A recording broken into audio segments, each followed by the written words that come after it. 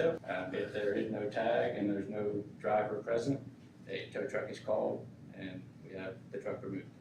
But we try to contact the driver first. Sure. It's easier to get them to leave than to get a tow truck. But that certainly answered my big question about how are you gonna enforce it, and I don't think I'm the only one that had that question. Right. Okay. So that answers that. Those are improvements from our last presentation because it answers more of our questions. So, Much more. Okay, does anybody have anything else to say, or somebody wanna make a motion? Anybody from the audience? Does anybody from the audience have anything to say? I don't think any of them are here for this. Do I have a motion? I'll make a motion, we approve the material that's been presented for the site plan. Okay, do I have a second? second. And that includes the city recommendation? Yes, Yeah, including, including all the conditions. Those conditions are provided in the packet on the site plan. Yeah, They're listed exactly as I read them aloud. that's what I understood. Yes, sir. okay. Have a motion and a second, all in favor say aye. Aye. Any opposed? Motion's approved. Okay, does, Get in and out of Wendy's. you're just concerned about Wendy's. Okay. The next item on the planning commission agenda, amending master plan, Tennessee National, applicant Matt Brazil, property owner's representative, Tennessee National LLC, tax map 23, parcel 1, TDD Plan Development District. Mr. Brazil. Matt Brazil, Barge Design Solutions, I'm the director of Tennessee National. This agenda item, we have been working with city staff for the past month to update the master plan for future land use areas, clarifying hiking trail locations, open spaces, and just bringing the master plan up to date with what is going to occur in the future. And per the PDD, this is a requirement for future residential pods. It needs to be approved by the planning commission. Could I ask that any additions or anything like this that you do from this point forward, that you stay in touch with the property owners in Tennessee National? Because they came to us and they were very upset. Yes, sir. And I don't think it's fair for us, because I think if you can just simply have a table to sit down and explain to the people, it would be much better than having a lot of upset property owners. Understood. And I can understand, because they have a large investment and not understanding, and if they promise trees are gonna be there, and then they wake up and one day and not see anything, and they come and bless us, that's not fair to us, and it's not fair to the property owners as well. Understood. And that's a promise. I will relay that to the Okay, the property. property owners back there, you hear that, gentlemen? Okay. And my name is David Mears, and I live in the 1st District. That information will be relayed to And Tennessee I National. own golf, I have a golf membership down there as well. Understood. That information will be relayed to Tennessee National. Okay. Okay. Are there any questions on the master plan from staff? So Ma'am, I think we're just trying to exhibit what the plan is. We'll ask them to amend this as they bring in preliminary plats for additional plots. So that's the process we've been kind of talking about is you'll see this, you'll see preliminary plat, you'll see final plat. So what's coming to you on the next couple of items are final plats. So basically what this shows is what is approved to date, plus the 2 plats, final plats that you'll see today, along with developing and showing future developable areas, future open space, hiking trails, etc. And you can see on the master plan that there's areas just identified in bulk that are going to be future developed areas for future residential pods. And then in future meetings, when those pods are brought to planning commission, the master plan will be updated with whatever that final design is to reflect what's going to be on the plan. Do you have any So questions? is this additional lots? Is this modification increase the total number of lots that are in Tennessee National? Does it increase the total number of lots? No, ma'am. Okay. Thank you. Bless you. Excuse me. Okay, so this is just amending the master plan. Staff is good with it. Anybody from the audience? Please, I just have a question, procedure. your name, please? Gary Major. Mhm. If we've signed in to speak on this issue, do we speak before they present or after you approve things? You can go ahead and speak, just don't repeat each other. Or we won't? Okay.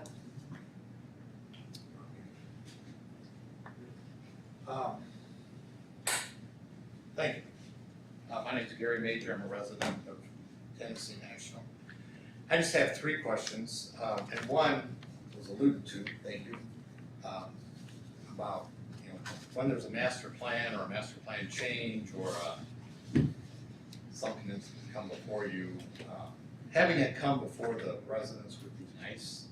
I don't know if that's required, maybe that's a staff question, but it would be nice. And, especially those of us that live in the areas that are most affected, understanding what's going on and having a voice in that would be, I think, appropriate. Which leads into my second question regarding the trails. And again, this is probably a staff question. There's an indication of trails there. However, the last trails that were built at Tennessee National were basically a bulldozer that got set down and dug a 3 or 4 foot path of dirt, which is fairly unusual. It's just muddy and it's rocky and it gives way. Given the ARB standards they have, first, do these trails have a width that they're supposed to achieve? And second, do they have some type of surface that's supposed to go down, like gravel or wood chips? And they certainly have plenty of wood chips after all the trees they've cut down. What's going to be put into those trails to prevent erosion? Mr. Heindel, can you answer his question? That does not seem like something of ours. Again, I think those are valid concerns. It's just not something that this body can Understood, and I didn't know if it was address. something that staff- So, But they met with us, that's might be something we. the audience that you have is recourse to your property owner association to read the clearance declaration that's attached to everybody's deed that gets one, to see what recourse might be in there. But those type of things are a separate legal from us. I appreciate that. So we're sympathetic, and I think our fellow member, Mr. Mears, addressed that pretty clear. So I think that all of us have concerns, but we can't do anything about it. Right, well, I just didn't know how far you could go or staff could go. My third and last observation is TDEC, Tennessee Department of Environment and Conservation, came out to visit Tennessee National and cited the developers and Tennessee National property owners, et cetera, for numerous violations in the recent work that they've done there. I know that those entities were supposed to meet and discuss what was gonna happen going forward. I don't know if they met, I don't know what the results of those meetings are, but what I would like to know is if what TDAC says they should be doing, there's gonna be something written into any applications or approvals that they have to abide by what TDAC says.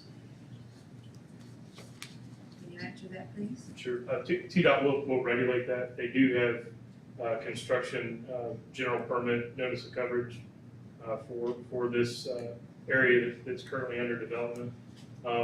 Given that notice of violations have been issued, there should be some follow-up for that.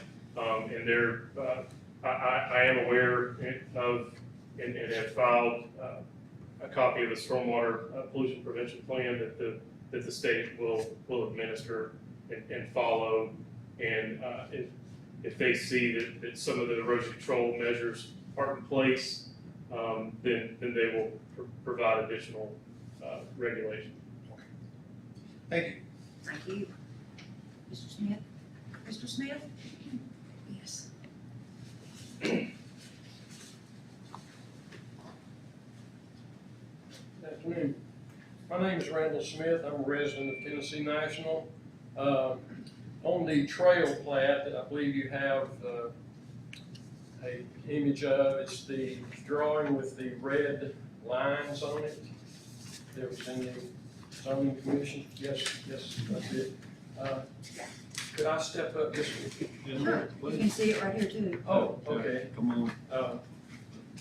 I just want to point out an inconsistency.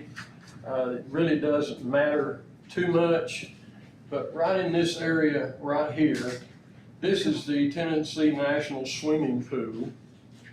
That's at the intersection of Tennessee National Drive and Old Club Drive.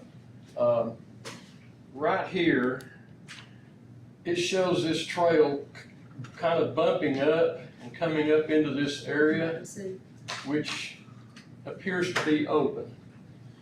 That is incorrect. There are actually 3 lots right here at the end of Black Cove Lane, numbered 22 through 24. And number 23 is actually having a house built on it right now. So my point is, this trail here appears very good. This part of this trail here at the base of the lots on Black Cove Lane adjacent to Tennessee National is good. But this little bump right here, I would recommend that the developer just show this maybe coming straight across and staying on their property and updating the plat to show these lots as they actually are. Matt, is that something that can be, okay, We can make that change. Just a correction is all it is, yes, ma'am. Appreciate that. okay, Okay, thank you. thank you. Anybody else? Any more comments? So before us, amending the master plan, do I have a motion to accept or deny? I'll make a motion to accept. Do I have a second? Second on the motion. I have a motion and a second. All in favor say aye. Aye. Any opposed? Motion is approved. Okay, the next item is application 129, final plat review, Tennessee National Plot 15A, applicant Matt Brazil, property owner's representative, Tennessee National LLC, tax map 23, parcel 1, land development district. So this is a partial final plat of the new Pod 15. You previously approved a preliminary plat for Pod 15 during the July meeting. Okay, This has been transitioned to a partial plat to address lots that are going to be built sooner. And the remaining lots that were in the preliminary plat are going through some design adjustments and revisions, and we want to make sure that we meet the needs of everybody. And have enough. excuse me one second, just for the minutes, Mr. Wilson has just left the meeting, so, sorry. So we're still working through some design considerations for the remainder of the lots that were shown on the preliminary plat, and that's why this is a partial plat for you to review today. So it's a partial final plat. Yes, ma'am. So it'll be a final plat for these 7 lots, and then there will be a future final plat at a future meeting to address the remainder of the lots in Lot 15, once the design is finished. Okay. Anybody have any questions on this, sir? I just have one correction on that plat. The name of the street at the top is Black Cove Lane and not Black Rock Lane. Got that? That should be amended. Okay. Okay, do I have a motion to approve or deny Motion to approve with that with correction. that correction? Okay, second? Second. Have a motion and a second to approve plat 15A, final plat with that one correction. All in favor say aye. Any opposed? Motion approved. Okay.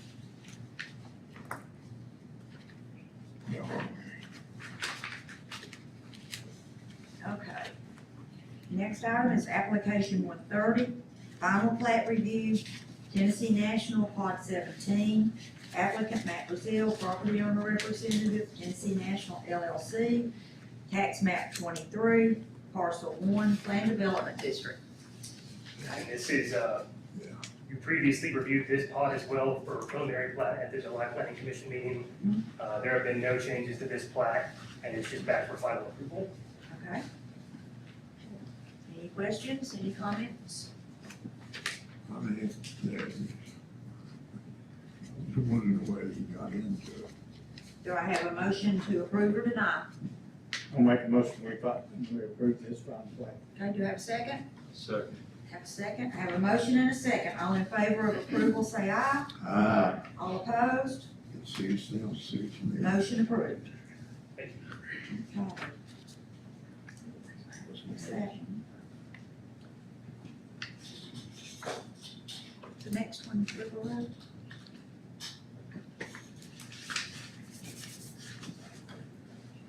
Okay.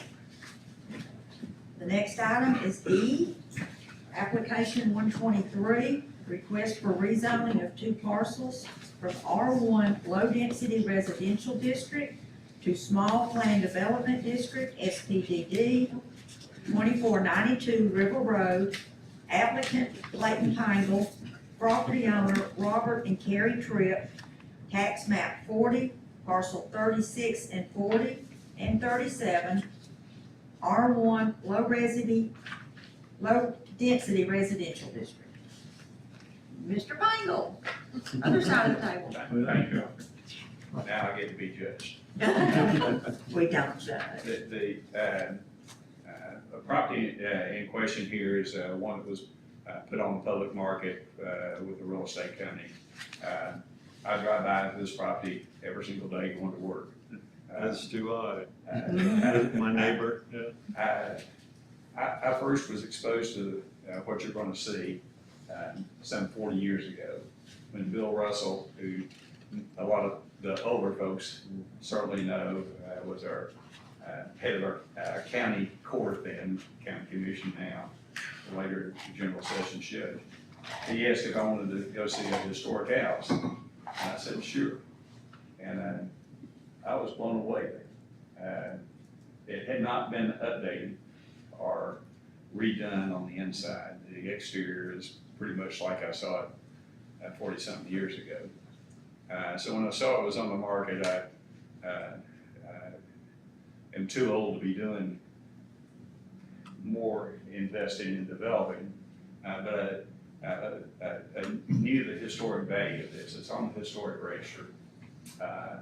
And I'd been back in it in 2009 when they had an open house after it had been redone. It's probably one of the finest examples of a historic structure in Loudon County. Last month after the Planning Commission meeting, we happened to have the lady that's in charge of historic structures for East Tennessee Development District. We got to make a tour out there. And she said, we have to make sure this is preserved in some way. And she's got great insight and input that I think is going to help us as we go down the road. But that was my initial thing. I gambled money to make an offer on the property, and I'm listed as the buyer of the property, knowing that I wouldn't be the end person that would be able to manage all this for the future.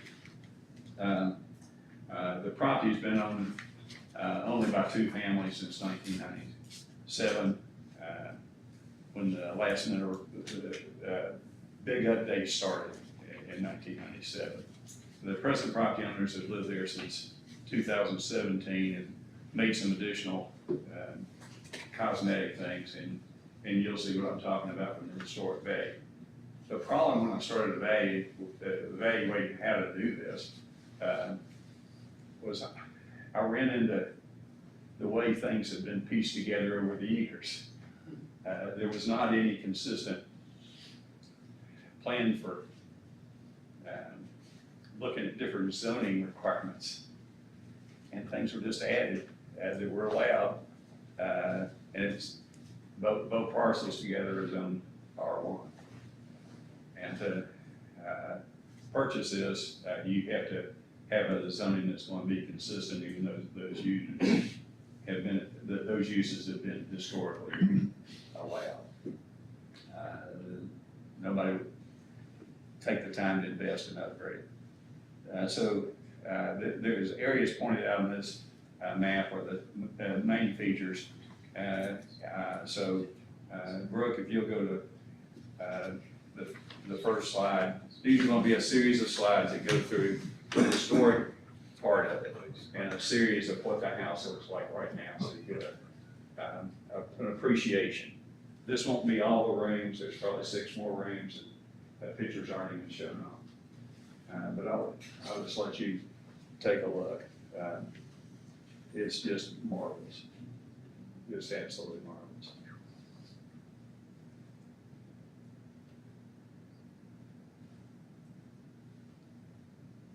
Is that a brick floor? Pardon? Was that a brick floor? That actually, I'll describe it from this picture. We'll just pause here a second. The one that she was asking about, a brick floor. If you see the two buildings that closest to us, those are former slave quarters. One on the right has been restored. The other one caught fire years ago. They put a tin roof on it to try to preserve the brick. Nothing's been done to it in years. The other one on the right, it is a useful building. The small building in the center ties into that road, or that brick area of the room. The house was, the main part of the house was built in 1857 by Albert Lenore. He was an architect. His claim to fame was several things. He was the son of the founder of Lenore City. But professionally, he was an architect, and he's the fellow that laid out Chattanooga, Tennessee. But this became his home. It's such well-planned building for that time period. Anyway, the small building in between the two slave quarters was another slave quarter, but that was the area for the kitchen staff.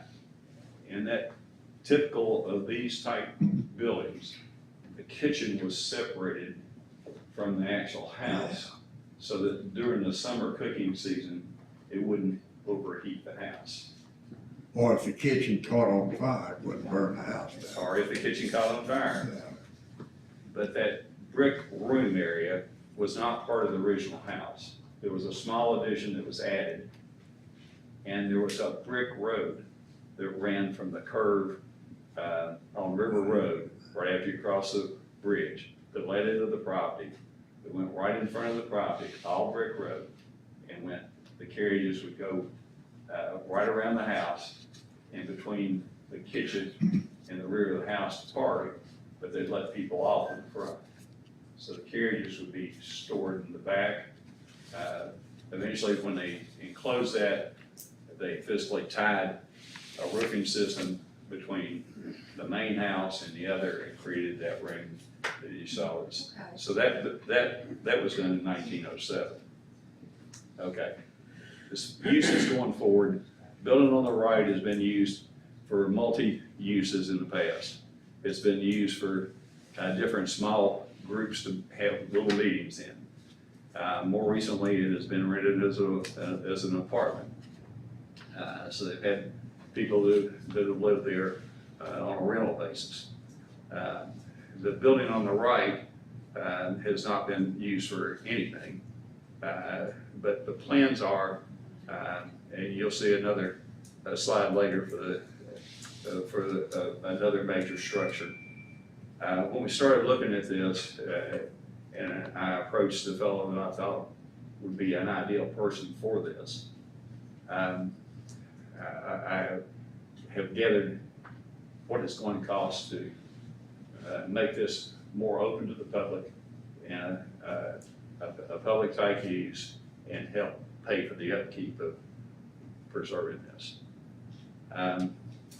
So one of those things in my mind was looking not as creatively as I should have. And I envisioned this as being the fanciest restaurant in this old house, in any place in Loudon County. Because we don't have a quality sit-down restaurant here. He loved the place when he came down to look at it. And a month later, after he studied and after I gathered information, I found out through our staff here that to do that, you have to sprinkle that building. That, in my mind, destroyed the historic significance of it.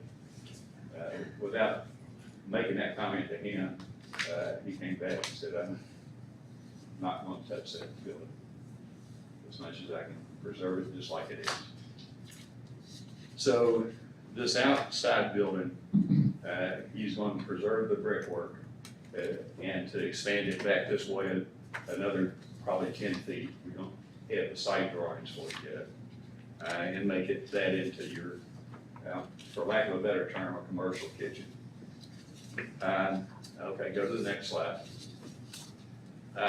This was originally a horse riding barn that was created. It's a fantastic riding area. It did not last all these years after it was built as a horse arena. It became an event center. And different events were held here. It's still a dirt floor horse barn, but without the horses. It's got beautiful stalls inside, but to better utilize it as an event center, it needs to be upgraded with concrete floor, heating and air conditioning. You can tell there it needs a new roof. Excuse me, just a moment. For the recording, Dennis Brennan has left the meeting. So you also have to have a sprinkler system for something like that. Even though they've had events there before, nobody ever thought to require sprinkler. Nobody, and also there's an apartment in this building that's been there for years. In the horse barn. And since it was built. So the purpose of the rezoning, I asked staff, how do you combine all this together and get current with codes? And their recommendation was the zoning request that you announced. The kitchen also keeps us from having to create a kitchen inside the event center. So it would, the slave quarters would be converted to, the kitchen would also serve that event center, or the house. They have had bridesmaids inside the house for weddings to get ready as their main central point. I didn't realize this, one of the people here that's in charge of Loudon Live, Kathy Price, took her there. She was married there.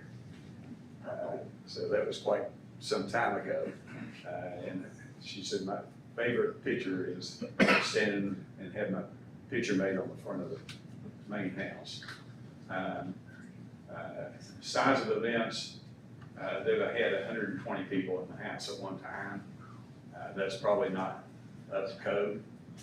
But so that number would have to be limited, whatever the fire safety codes would be when we do the site plans.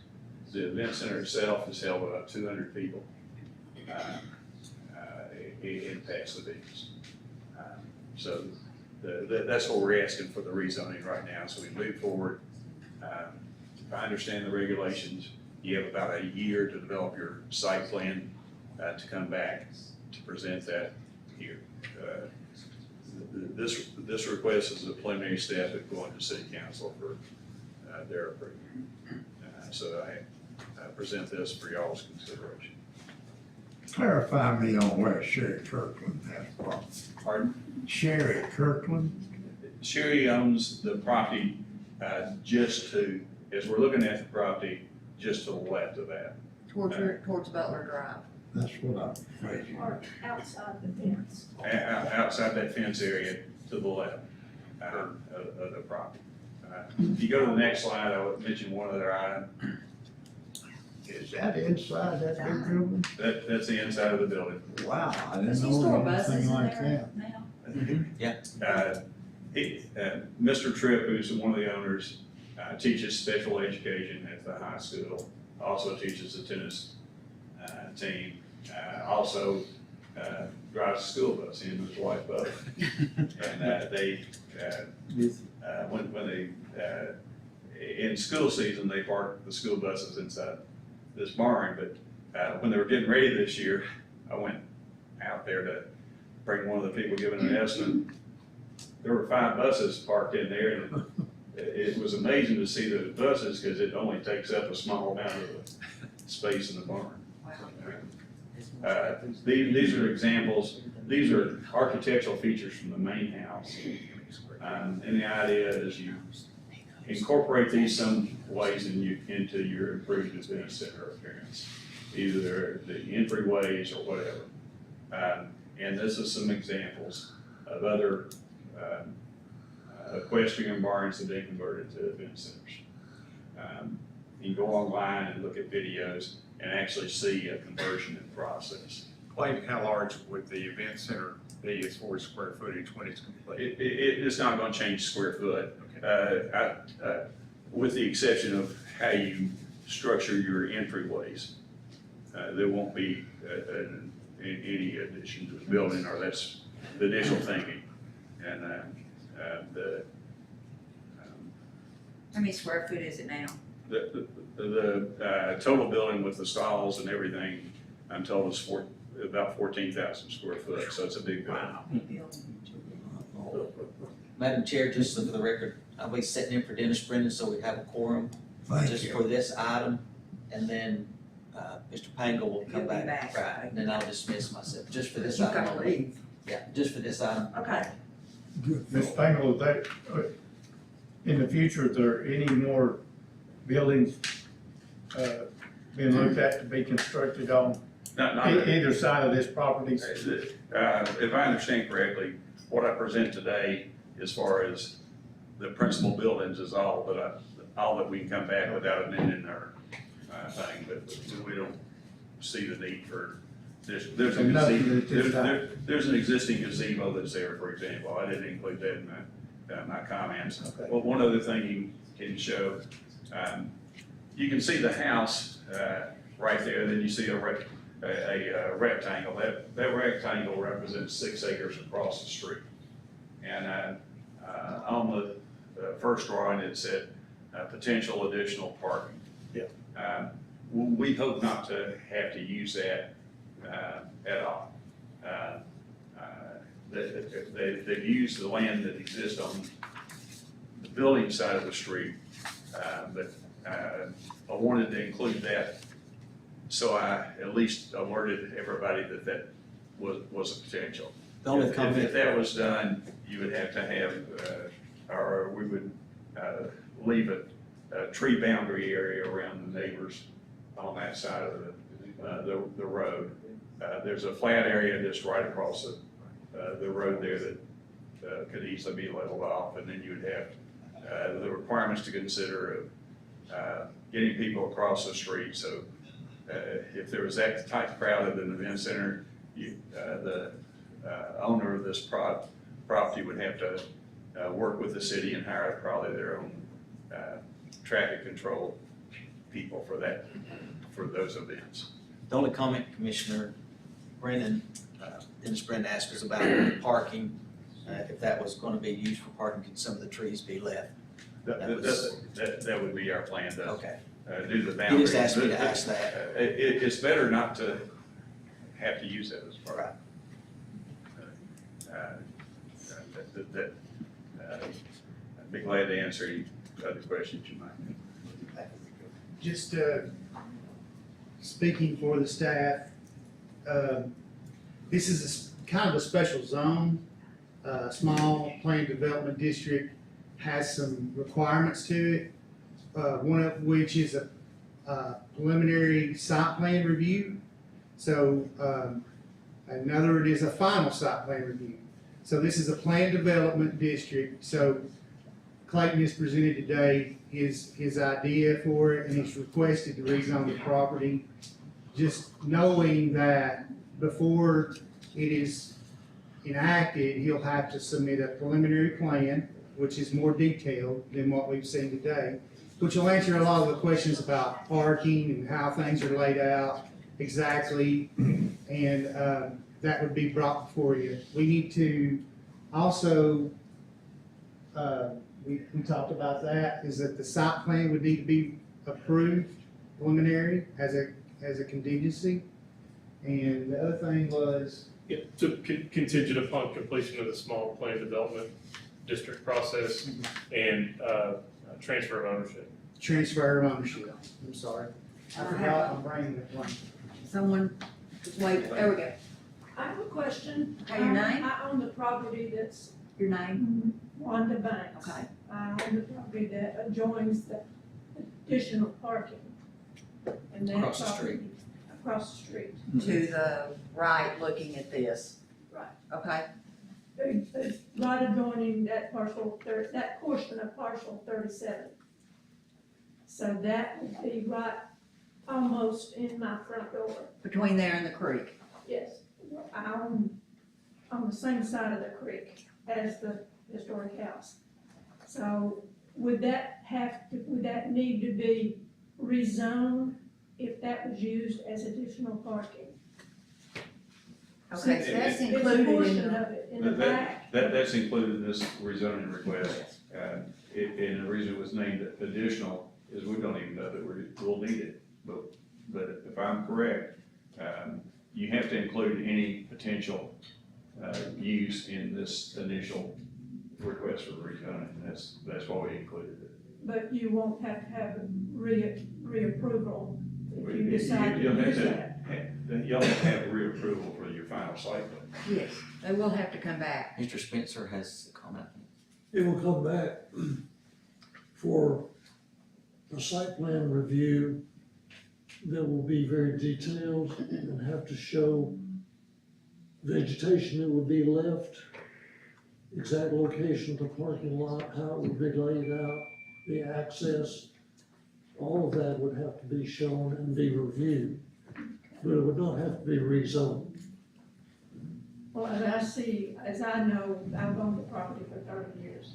So as I know who has lived there and what they've used it for in the past, it's been a bed and breakfast at one time. And then after that, it was only a residential area and the people that raised the horses. But the trips did have the events.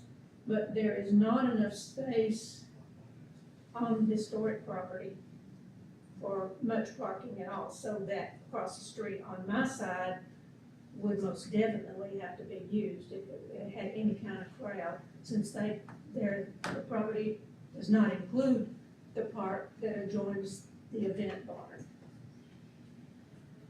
So that would be necessary to have parking Well, there. those are the kinds of details that have to be worked out in the site review process.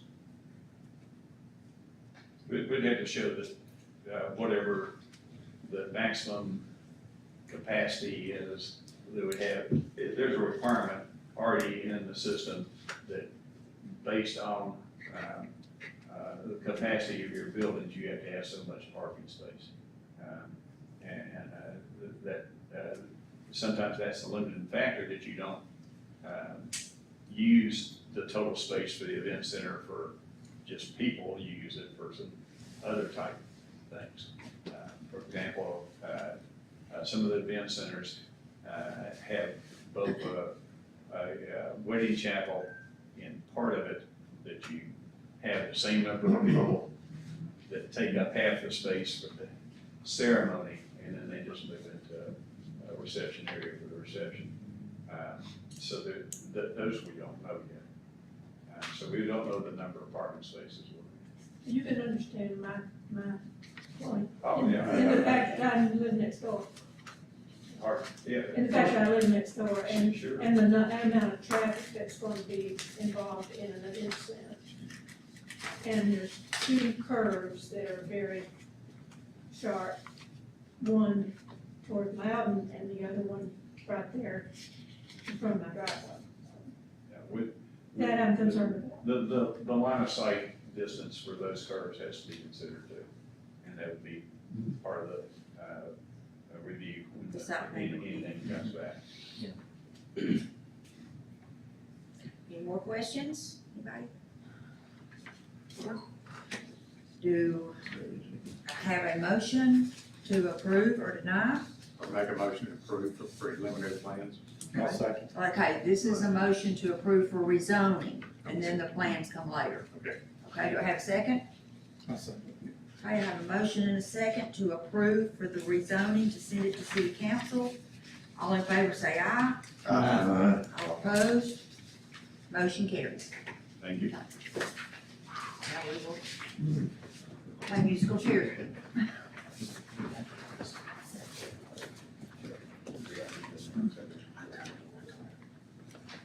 You could still sit in for Dennis, couldn't you? He's gotta go. Well, he's got to go too. Let. For rezoning. Amazing. Okay. Next item on the agenda is application 127, site plan review for automobile wrecking, junk, and salvage yard, 3827 Lee Highway, applicant Jack Qualls, property owner Dennis E. Jr. and Chastity Hackman, sorry. Tax map 48, parcel 98, zoned M1 light industrial. Mr. Qualls. Yes, ma'am. Thank you for allowing me to speak today. I would like to, before we get too far into this, I think there has been some social media posts kind of bending this into a junkyard, and that is not the intended use.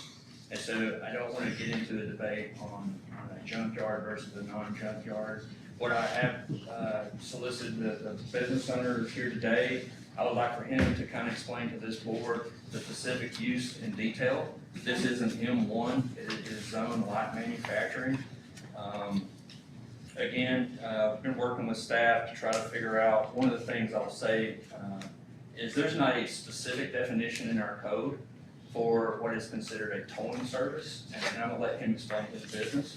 And so I feel like staff has done a great job on trying to find bits and pieces of definitions to put together for this use.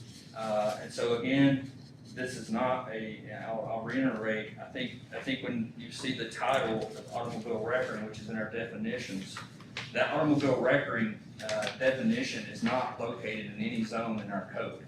And so even though there's a definition of what that is, it's not permitted or denied use anywhere in our code. So I just clarify the mud here a little bit on what the definition is in the front of our ordinance doesn't specify any zone in our ordinance. So with that, I'll kind of turn it over to Mr. Skelly to let him explain to you specifically what his intent of the property is and his business. Thank you, Jack. Hello, my name is Mike Skelly. I own and operate Skelly's Towing and Diesel Repair. The idea for the facility here was a towing and repair facility. Working with staff and working with the codes enforcement and stuff, we came up with the definition. I think it's a little out there, but we came up with the definition of wrecking and salvage, dismantling, stuff like that. We don't operate in any fashion in no fashion of our business is a wrecking yard, dismantling, or a recycling facility. We have two other operating facilities here, one in Loudon County, one in Rowan County. Like I said, once again, they're both towing and repair facilities. We don't dismantle. All vehicles that come to our facility are owned by people such as yourself or the motoring public. We service them, we repair them, or we move them on from there to salvage.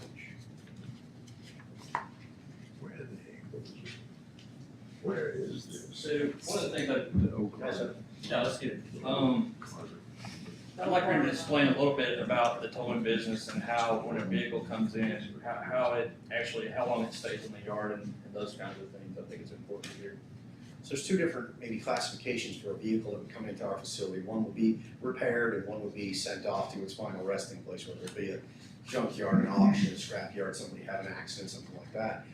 Typically, a repaired vehicle will stay with us a maximum of 2 weeks. That's a maximum. That's if an engine blew out, a transmission would be replaced, something like that. A salvage vehicle, something that would go on to its final resting place, somebody had an accident, something like that, is typically gone in less than 14 days. Because of insurance and other. Insurance companies, salvage yards, stuff like that will take it on. So, and once again, we don't dismantle, we don't sell parts, we don't strip, we don't recycle, we don't do any of that. The vehicle has ownership the entire time it's at our facility. We never gain ownership of the vehicle. We are not the end user for the vehicle. So, as the applicant, we were asked to, as part of this automobile record definition, we were asked to bring a site plan in order to better define specifically, there's provisions in here, the definition does fit the automobile wrecking.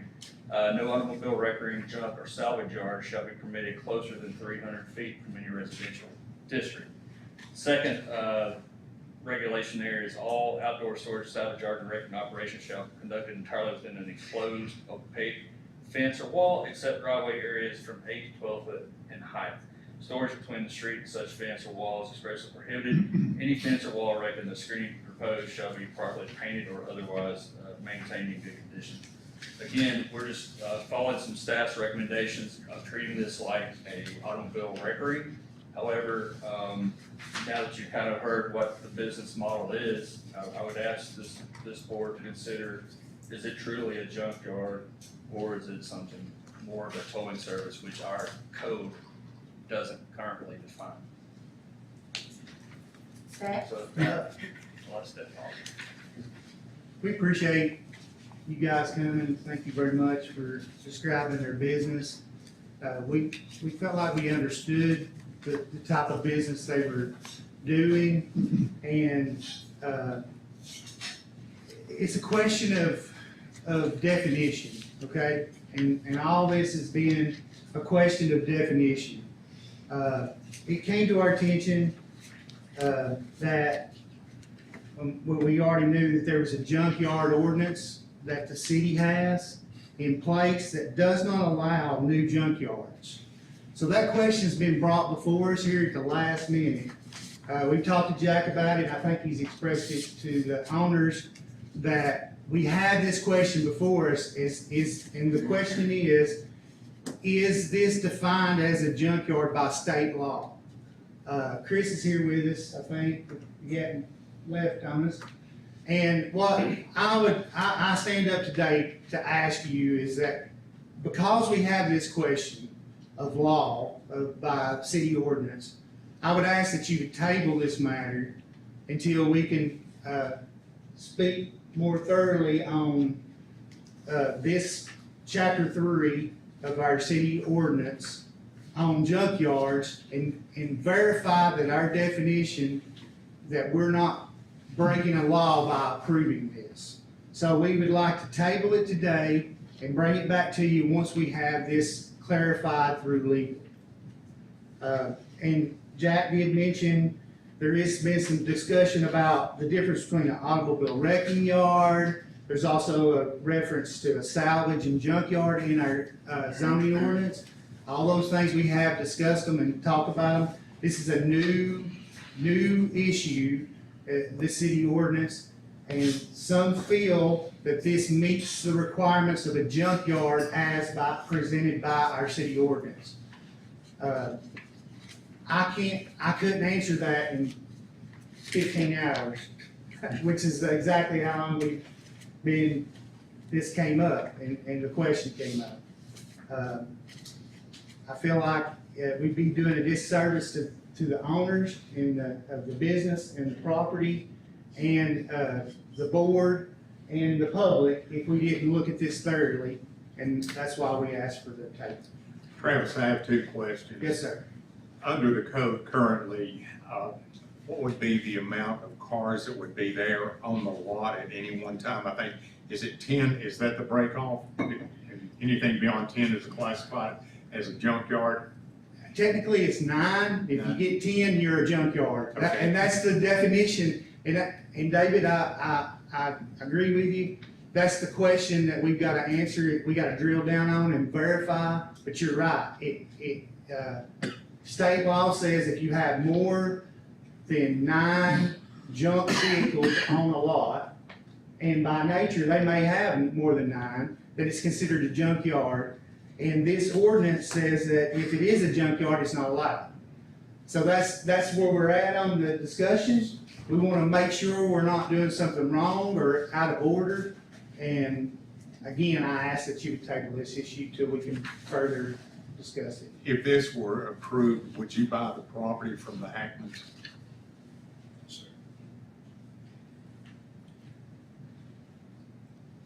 I don't think, as far as the junk vehicle, the definition of junk vehicle is a vehicle owned by the facility holding it. All vehicles would be owned by the owner, such as yourself. And the thing that we have concerns over are the individuals that are back at Wellington Place. I think if they totally know what is going on, because social media has done a very poor job of letting people understand what's gonna be done.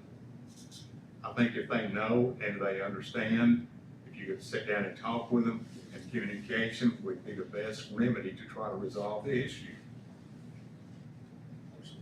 For all concerned. The classification as a junkyard or wrecking yard, that's not why I'm here today. That's a mistake, unfortunately, that's why we're here, but that is not our business, that's not our practice, that's nothing that we do.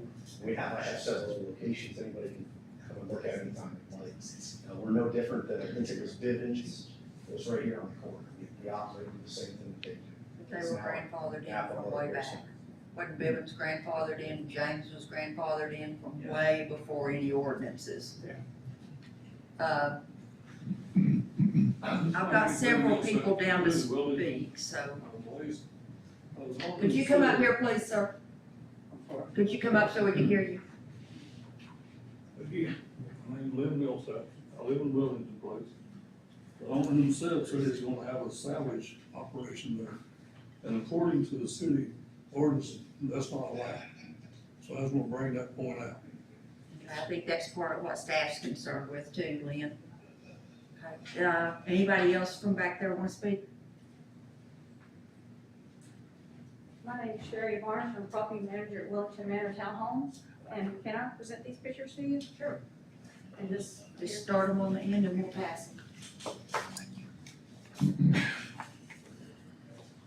And I'd like to explain about the flooding, if you don't mind up here. Okay. With the adjoining property right here, and when they do, clean off the property back there, vegetation, we have flooding. Okay. And we never did before, and I've been managing this property for 9 years now. And, I'm very, very concerned about any kind of leakage from the vehicles. And we do have service animals on the property, we have children on the property, and of course, we have elderly people there as well. We have 48 rentals there. Have they brought these issues up to you guys? Just the first you've heard of it? Yes, ma'am. This is the first I've heard of them too as well. So you've not tried to address it with your No. next door neighbors? When did this start? The first flooding, when they did the vegetation, they cleaned the vegetation, was probably a couple years ago, and I talked to Elizabeth about it, Bradshaw, and she told me I had to go to the owner, and I couldn't find the owner of the property. That's when it was a diesel mechanic shop, before that building burned down. I've been right on the building before. Okay, I didn't know who it was. Yep. And I'm still kind of new to the area, I've only been here for like 9 years. He's got one. And if you got an extra one, I can give one to them. Yeah. I know some of it might not pertain to them, to the property. Let's turn the page, I don't know, Lord.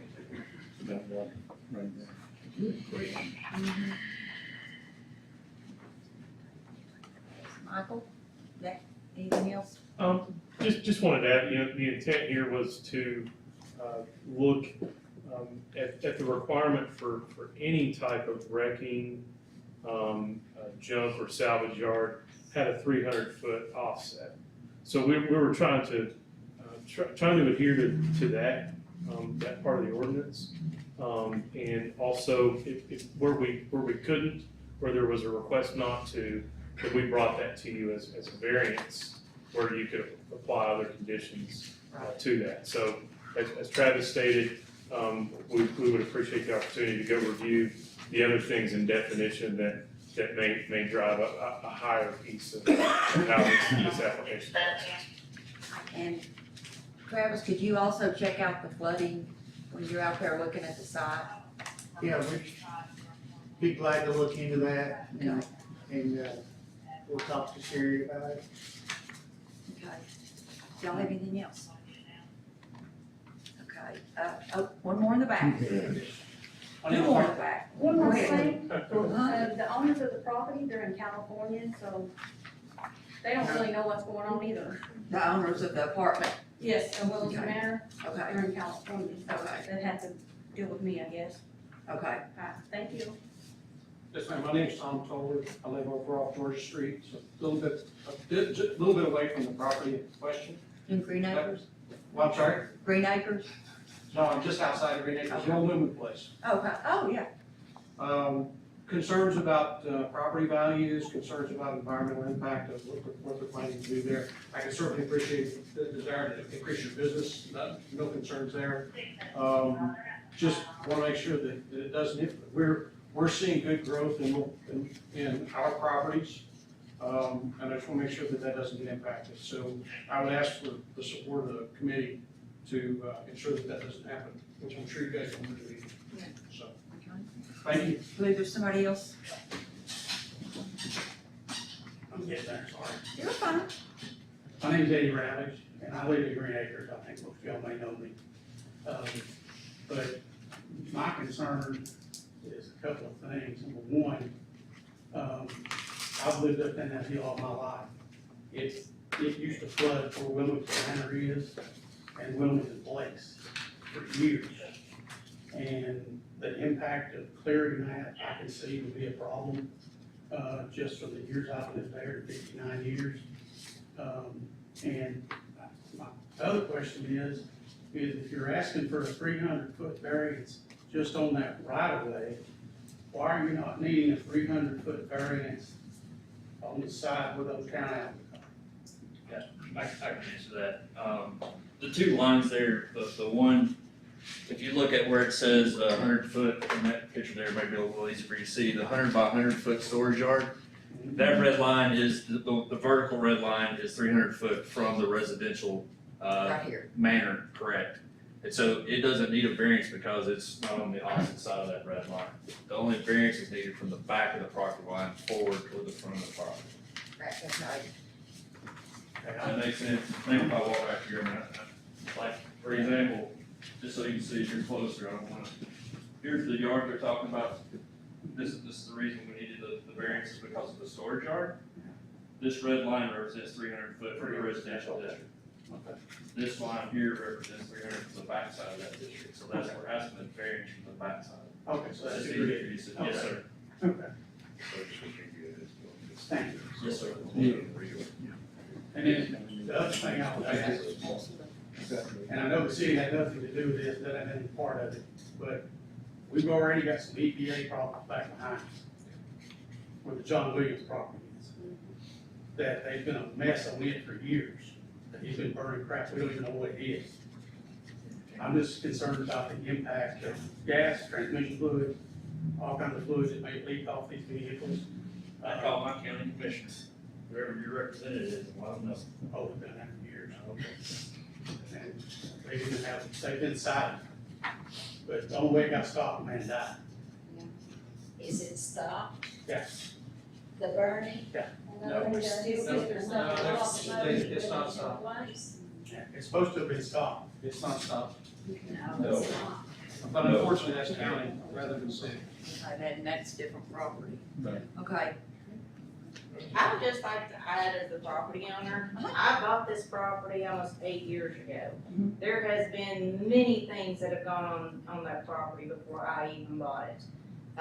What I basically do now, which is storage, trucking, all of that is allowed. I am only going to be basically leasing him out 100 by 100 area for storage, which is what I can legally do. But I am trying to adhere to anything that they are telling me that I need to do in order to do this, what they say is the legal way. Basically, if I wanted to, I could probably go out there and take a measuring tape and just mark off slots and let people rent those slots to put a car or an RV or a boat or whatever. But that's not my intent. And my intent is to not harm anybody else's property values. Because believe me, I have already dealt with all that with what the county did by putting a school in the back door of my dad. So I'm not here to harm anybody. I'm not here to do anything any different than what has already been going on for numerous years. Way before the apartments were put there, way before the condos were put there. And I've had nobody complain about anything as long as I've owned that property. Anything prior to that, I don't know. I am not privy to that. But since I have owned the property, nobody has ever called me and said, hey, we've had a complaint. Until he decided he wanted to come in and, put a storage area there in order to service this end of the county, which is what he has to do legally. And the only person that bothers, honestly, is the other person who's already down here, who also has a towing service on another M1 property that has not asked for anything. He just basically moved it, never asked for an exception, never asked for anything. So I am just asking, for these people to understand, we're not wanting to run a junkyard. This is not what he does. All he does is he goes and he picks up a car that has been wrecked or might have some kind of problem with it. He takes it, they tell him where to take it, he takes it over to where it needs to go. That place is not its final destination. The only time that I know of that anything would be there any longer would be if a county, city, or state authority put a hold on that vehicle for whatever reason, because it's considered evidence. But you cannot see this area where he would be putting his vehicles. It's basically in the middle of the property, in the very back. You can't see it from anywhere. The only reason that we're asking for the variance in the back is because Travis says that basically half a mile, 50 feet wide strip of property it goes to a 25 acre property where there's going to eventually be a subdivision coming soon. So that area, I've already talked to the company who's going to be buying that. They're not gonna do anything with that right away. He said that basically they will be coming in off of Georgia Street. So there's not gonna be anything there. Mr. Williams' property is also zoned a C2 and an R1.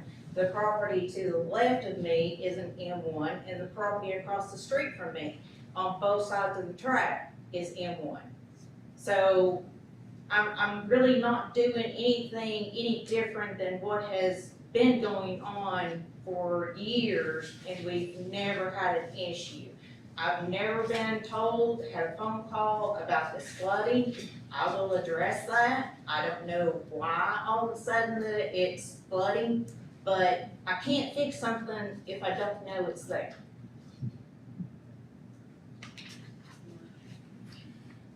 I think this time, after listening to them, the landowners, go ahead. I'm just assuming that this property is all under one deed. My question would be, how can you just draw out a little spot on that property and say this more than 300 feet away from residential area? I don't understand how you could do that. The line itself, Mr. Spencer? the line, I use GIS to, use GPS coordinates to come up with 300 foot. And it's actually 330 feet away from the apartments because I had Travis come out there with me with a measuring wheel, and we measured all the way back. It's 330 feet from the property line to where he would be putting his area. Mr. Spencer? For the benefit of people in the audience, I'm a planning consultant for the city of Loudon. And I've been monitoring the process of reviewing this application since it came to us. I've been practicing city planning and attending commission meetings and reviewing zoning ordinances for over 50 years. Based on that experience, this one is complicated. The opening comment of your staff asking that this be tabled for a short period of time so that there can be some additional fact-finding is a reasonable, prudent suggestion. That's my comment. Thank you. With that being said, after listening to the property owners, the people that live in the area, listen to our staff, I think we need to table this motion till next month until we can get some more clarification from the staff on which direction we need to go. I would make a second the motion with table. Okay, I got a motion and a second, and a motion and a second. Motion, second, motion. Yeah. All in favor of tabling, say aye. Aye. Any opposed? We'll table it for 1 month. I'd like to resolve. That includes Kelly. And now I'll go ahead and we'll go back to the Board of Zoning Appeals. Since you all have the third item, are we just gonna consider it table two? Okay. The second item on the Board of Zoning Appeals, application 124, variance request to decrease 25-foot building setback. The distance is shown in plan, 427 Cape Lookout Light. Application property owner Nathan Lale, tax map 32A, Group A, parcel 14, zone R2, high density residential. Hello, thanks for having me today. Nathan Thanks for Lyle. waiting. No problem at all. I'm the property owner, plus I am a general contractor who's building the house as well. And what we're looking at there is, you know, it's White House Point, or if you, those corner lots are kind of like a little bit weird, so it appears based on what I see there that there's a lot of variances on those corner lots for different homes there. And kind of what we're looking at, my architect, he just kind of figured a 24-foot road, basically, and of course in front of this lot, there's an 85-foot road because it's a big wide opening there. But, so based on that 24-foot wide road, he's got that site plan together. And, based on that front corner of the house, it appears to be about 16 plus feet off of that property line, based on 25 foot from the center of the road to the property line. That being said, if you look at a couple other homes in there, like Bob Elliott behind me on lot 13, and the best gauge I have is looking from the curb, basically there. In that situation, let's say in Bob's instance, his front of his garage is 30 feet from the curb. Well, in essence, that's about what this would be. Actually, the corner of the house will be almost about 30 feet from the curb. So it seems, the variance doesn't seem, it's a one level house, it's not really intrusive. It's one of those corner lots, which is a little bit weird because they kind of cut part of that off and it created an 80 foot 5 foot road in front of it, more or less. So I just want to get that variance to kind of be able to build this one level house versus having to do a two-story house, which is, you're more invasive, obviously, going up. But, and then we're talking about the porch too, so it's a 10-foot porch corner there that's sticking out, and the porch itself is like 5 feet. So, without the porch, obviously, we'd probably be about where we need to be, but, we need a porch on there, obviously, but. Corner lots are always a problem. Yeah, and especially when that's kind of a corner one that's kind of got, kind of being cut a little bit. Of course, it's a little bit wider in the back, which allows you a bigger footprint of a property, but, just trying to get that variance for that difference right there which is about approximately 8 feet. So you need from 25 foot to 17 foot, so you need an 8 foot variance from 25 foot to 17 foot. Yeah. Okay. And will that be in the, This one is, yeah, point it out. Jim's said the last one was complicated, well, guess what? Okay, you can, if you'll see, there's a dotted line there. It's an arch, it's a radius that runs and continues on around, so this is a 25-foot setback all the way along the front of this, right? So, he'll need that 8 foot on this front corner, but he also needs this right here, this one at the 13.6 mark, it's a little closer. So, actually is that right, 8 foot? That would be, it would actually be 13 foot Supposed to be 25, so. at this point he would need, because it's a 25 foot. So that'd be a 12 foot, 11 and a half, 12, Yeah. No other property. That's a big house. right. So there's a couple problems there. There's points. So like, let's just say the front point is A, B, and C. There's 3 locations that are, the back one is the only one that's within the correct distance. These other 2 points are too close to that property line. That dotted line here that we see, that's 10 foot from the property line, if you can see it there. So, And let's say, would that be considered the side of the house, I guess, But still a front yard. It's still, that's the front, that's considered the front yard, there's that, the side yard. yeah, because of the street that goes on 2 sides. Need a 9 foot and an 11 foot. I believe. Two setback variances, one from 25 to 16 and one from 25 to 13 and a half. So the suggestion for a motion, should you choose to approve it, could be conditional to the site plan as drawn, Okay. you know, so just as it's included in the. Okay. Any other comment or questions? Do I have a motion to approve the site plan as drawn, the variances for the site plan as drawn? I'll make a motion, we approve it. Do I have a second? Second. Have a motion and a second. All in favor say aye. All opposed? Motion passes. Thank you so much. And our third item was application 128, the variance request for the item we discussed a few minutes ago, and they said just to postpone it for next month also. Do we need a motion for that? I need a motion to, table. Thank you, that worked. So moved. Okay, have a second? Have a motion and a second to table item C until next month. All in favor say aye. Aye. Any opposed? Motion approved. Who needs these pictures? I'll take Let it. Travis have it. They look those people up. Do I have anything else from anybody in the audience? 2 o'clock. Do I have a motion to adjourn? Make a motion to adjourn. A motion and a second. All in favor to adjourn, say aye. Aye. We're out of here. Thank you.